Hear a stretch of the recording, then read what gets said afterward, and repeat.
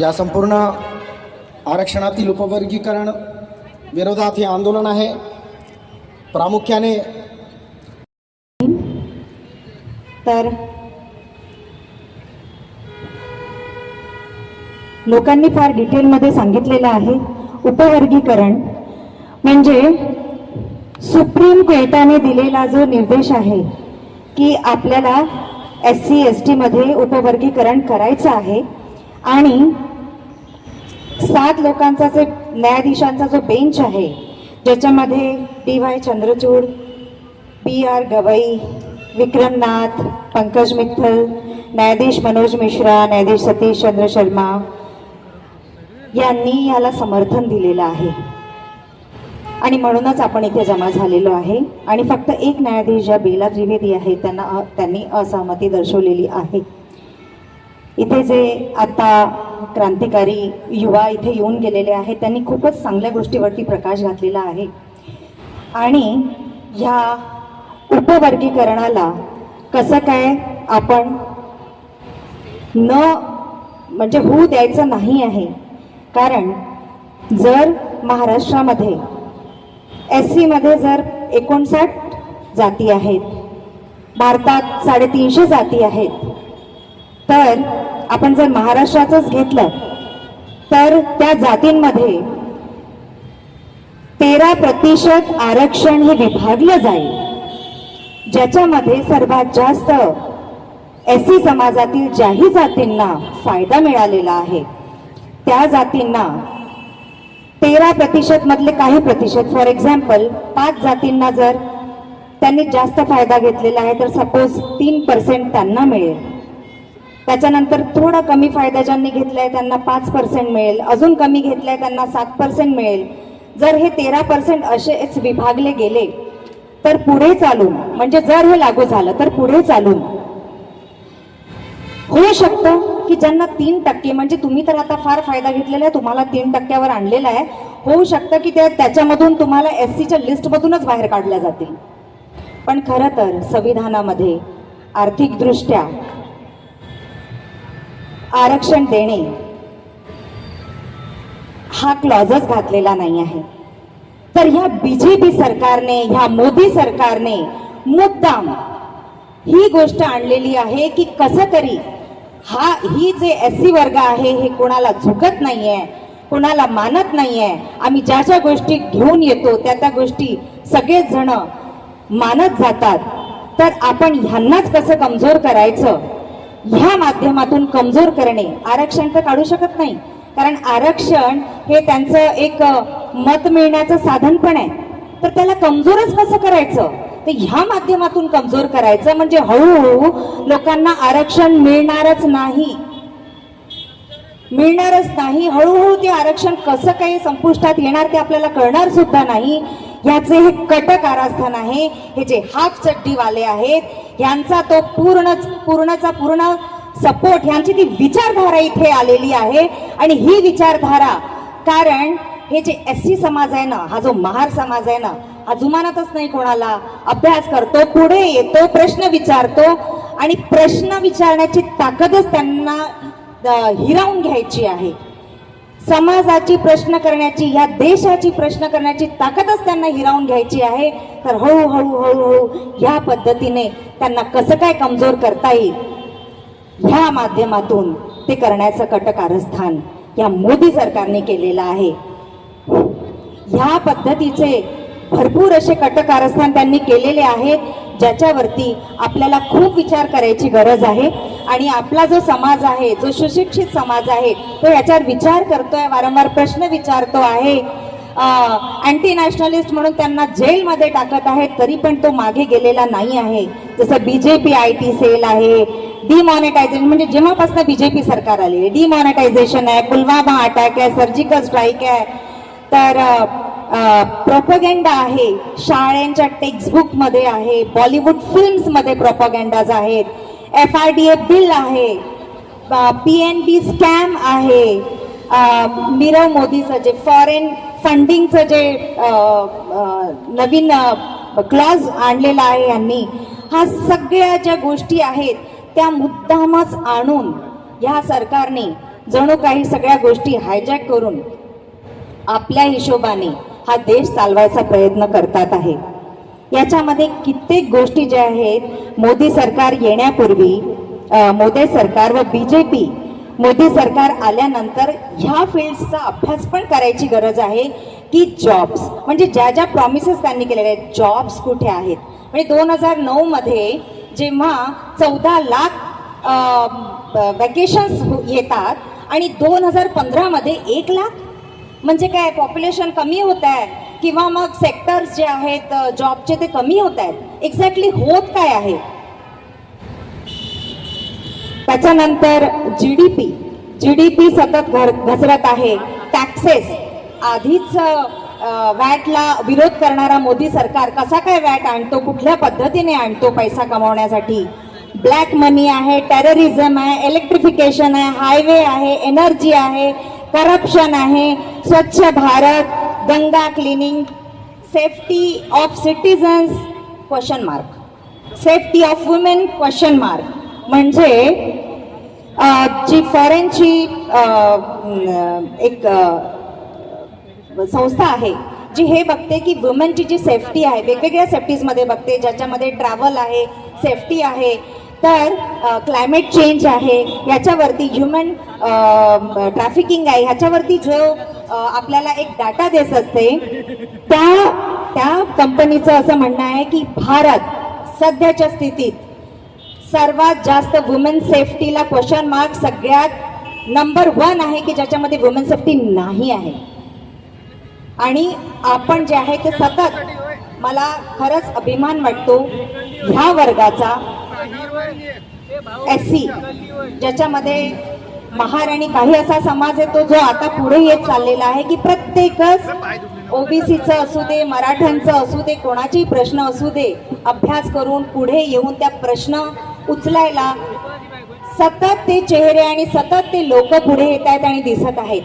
आणि आता जो यंगस्टर्स आहे जो आता न्यायिक लढा देतो आहे, तर त्या न्यायिक लढाला सपोर्ट म्हणून आपलं जे प्रेझेंट आहे इथे, आपलं जी इथे येऊन प्रेझेंटी दाखवणं आणि आपला सपोर्ट दाखवणं हे खूप अत्यंत गरजेचं आहे. त्याच्यामुळे संपूर्ण समाजाला मी एकच रिक्वेस्ट करेल की आपल्याला जर ताकद दाखवायची आहे तर आपण ह्या यंगस्टर्सला सपोर्ट करायला पाहिजे आणि जे न्यायिक लढा देत आहेत कमीत कमी त्यांच्या खांद्याला खांदा लावून उभं तरी राहायला पाहिजे. जय भीम, जय भारत, जय संविधान. धन्यवाद. सर्वांना क्रांतिकारी जय भीम. क्रांतिकारी जय भीम. जय भीम, जय भारत, जय संविधान. बांधवांनो, पोलीस प्रशासनाकडनं वारंवार आपल्याला विनंती ते लोक करत आहे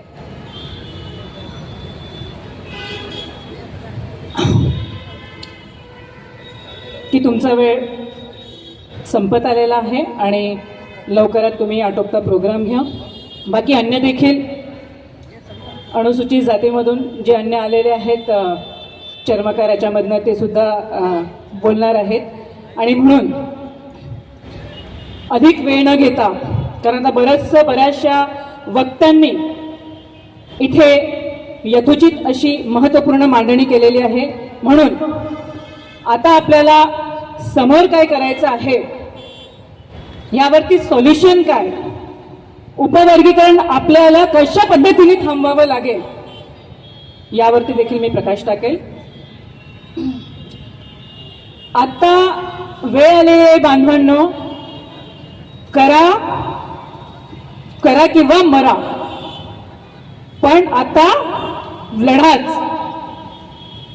कारण डॉक्टर बाबासाहेब आंबेडकर म्हणतात की आम्ही आता मरणाच्या तयारीनेच रणांगणात उतरलेलो आहोत.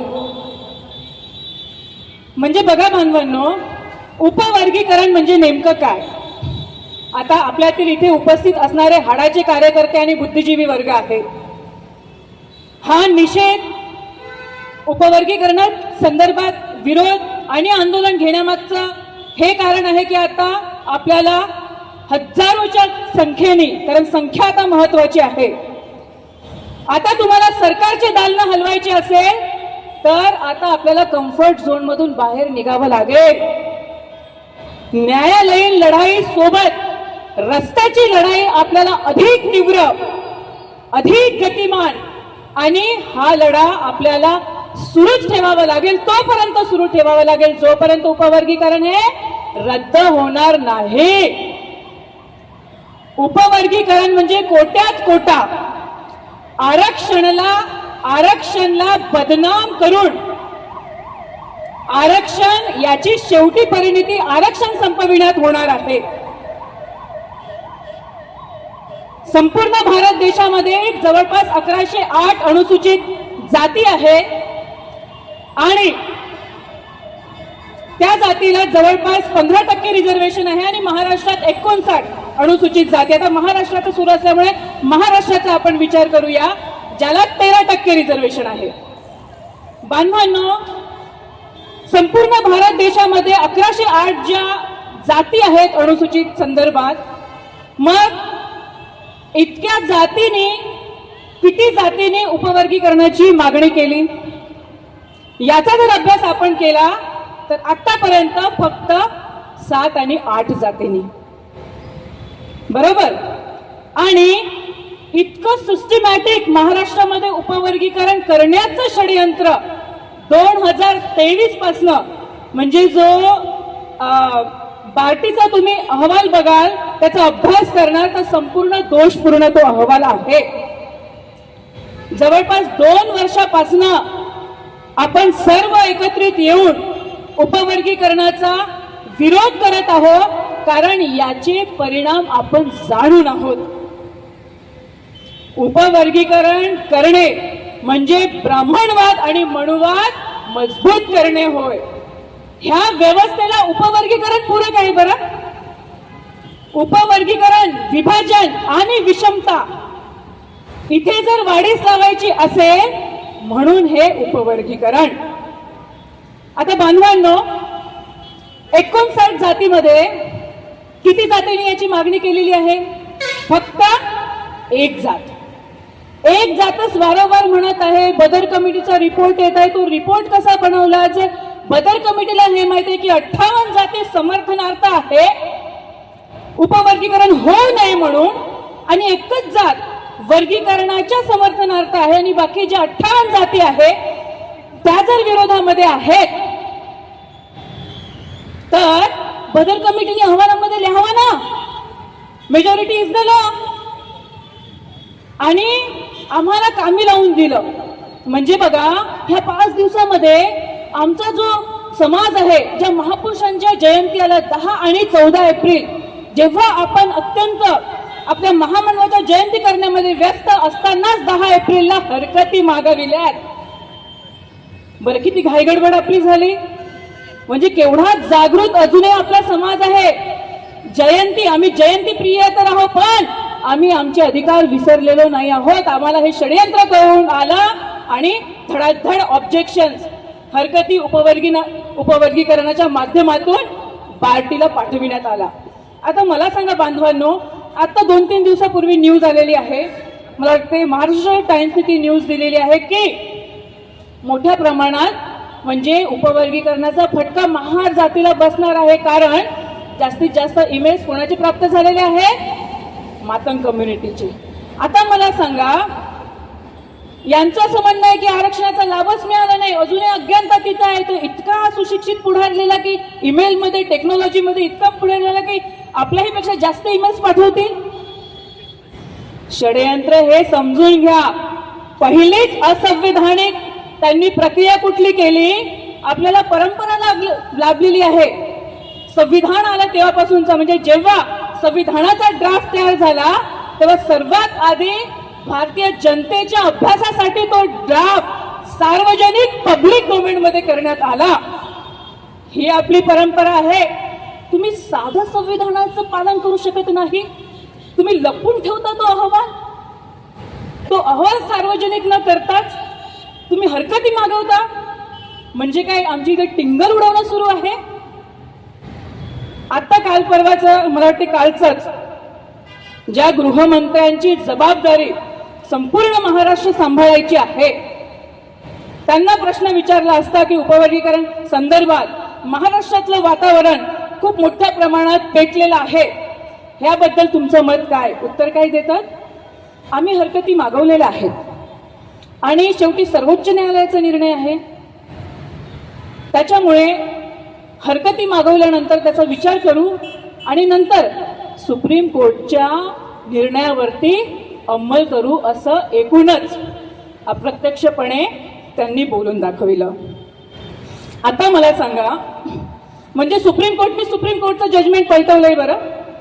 2004 ला जी चिन्नया वर्सेस आंध्र प्रदेश वरून जी केस आली त्याच्यामुळे स्पष्ट सांगितलं की हा होमोजिनियस समुदाय आहे, हेट्रोजिनियस नाही, आणि तुम्हाला या समुदायाला वेगळं करता येणार नाही, कारण आधार कुठला आहे याचा? डिस्क्रिमिनेशन आणि अनटचेबिलिटी. म्हणून बाबासाहेबांना हे विचार माहिती होतं बरं की हा डाव 1939 ला ठक्कर बाबा कमिटी, तुम्हाला माहिती असेल, बाबासाहेबांवरती जेव्हा आरक्षण देण्यात आलं, म्हणजे 1919, 1927, 1930, 1932, मी थोडं फास्ट मध्ये घेत आहे. आरक्षण दिलं असताना कोणाच्या पोटामध्ये दुखलं सर्वात आधी? ब्राह्मणवाद्यांच्या. हरिजन महासंघ स्थापन केला होता आणि अस्पृश्यांची पुढारी कोण? गांधी. आमच्या मोहगावच्या महिलांनी परिषद घेतली, म्हणजे घालायला कपडे नाही, खायला भाकरी नाही, आणि टेलिग्राम पाठवतात आमच्या महिला कुठे? गोलमेज परिषदेमध्ये, आणि सांगतात की आमचे पुढारी हे डॉक्टर बाबासाहेब आंबेडकर आहे, अस्पृश्यांचे. गांधीजी गेले असते तर मिळालं असतं का? 59 जातींना हे शेड्यूल जात नाही म्हटलेलं आहे, शेड्यूल नुसार रिझर्वेशन दिलेलं आहे. आणि त्यांना माहिती होतं की पॉलिटिकल इंटरफेरन्स याच्यामध्ये झालं, पॉलिटिकल म्हणजे राज्याचा हस्तक्षेप झाला तर मात्र हे आरक्षण आणि अनुसूचित जातीची एकता धोक्यात येऊ शकते. तेव्हाच बाबासाहेबांनी ओळखलं होतं आणि तेव्हापासूनच जसं 1935 कम्युनल अवॉर्ड याचा आपण अभ्यास केला, झाला कुरकुर सुरू. कुठल्या कुरकुर? ते लोक तक्रारी करतात की महाराज जात एकटे रिझर्वेशन खात आहे. डॉक्टर बाबासाहेब आंबेडकरांनी 1939 ला रोहिणी परिषदमध्ये सांगितलं, रोहिदास परिषदमध्ये, की बघा महाराज संपूर्ण अस्पृश्य जातीचा विचार करतो, कारण तो चळवळ करतो, मेहनत करतो आणि पुढे जातो. जे चळवळ करणार नाही ते मागे राहतील. आणि म्हणून वेळीच तुम्ही हा ब्राह्मणी दावा तुम्ही समजून घ्या, हे गुलाम बनवण्याचं षडयंत्र हे बाबासाहेबांचं पोट आहे. आणि म्हणून बाबासाहेबांनी म्हटलं की अस्पृश्यता, होमोजिनियस हा समुदाय आहे, हा हेट्रोजिनियस नाही, याला वेगळं करू शकत नाही. Under article 341. मला सांगा, हे जे जजमेंट आहे, म्हणजे जिथे चिन्नयाचं जजमेंट म्हणतं की अनुसूचित जातीला हा होमोजिनियस आहे, तुम्ही वेगळं करू शकत नाही, मग आता ह्यांना दविंदर सिंगचं जजमेंट म्हणजे पलटवायचं होतं. बघा कसं सिस्टमॅटिक. इंदिरा आसवार 2023च्या अहवालानुसार 2023 ला अहवाल तो, आणि त्याच्यानंतर 1 ऑगस्ट 2024 ला 7 जजेस बनाम 6 बनाम 1. म्हणजे त्या जस्टिस त्रिवेदी म्हणतात की हे संविधानाला अनुसरून नाही, हा राष्ट्रपती आणि संसदेचा अधिकार आहे. एकदा सूची बनल्यानंतर राष्ट्रपतीला देखील त्याच्यामध्ये हस्तक्षेप करता येत नाही, तर संसदच त्याच्यामध्ये हस्तक्षेप करू शकतो. तरी सुद्धा सुप्रीम कोर्टने कंटेम्प्ट ऑफ कॉन्स्टिट्यूशन आपण म्हणू शकतो. बघा, कुठलाही निर्णय आल्यानंतर तमाम भारतीय जनतेला त्याची समीक्षा करण्याचा अधिकार भारतीय संविधान देतो बरं. त्याच्यामुळे घाबरण्याची गोष्ट नाही. तुम्ही आम्ही त्याची समीक्षा करू शकतो आणि समीक्षा अंती आपल्याला हे दिसून येतं की हे जे जजमेंट आलेलं आहे ते पूर्णतः असंवैधानिक आहे. आणि असंवैधानिक असल्यामुळे हे जे जजमेंट आहे, आता उपवर्गीकरण थांबवायचं असेल तर आपल्याला संसदेमधून बिल पास करावं लागेल. तुम्हाला माहित आहे ना, ॲट्रोसिटीचा हल्ला ॲट्रॉसिटीच्या कलमा कशा कमजोर करण्यात आल्या होत्या, मग तो निर्णय आपण कुठून आणला होता? सुप्रीम कोर्ट म्हणजे काही सर्व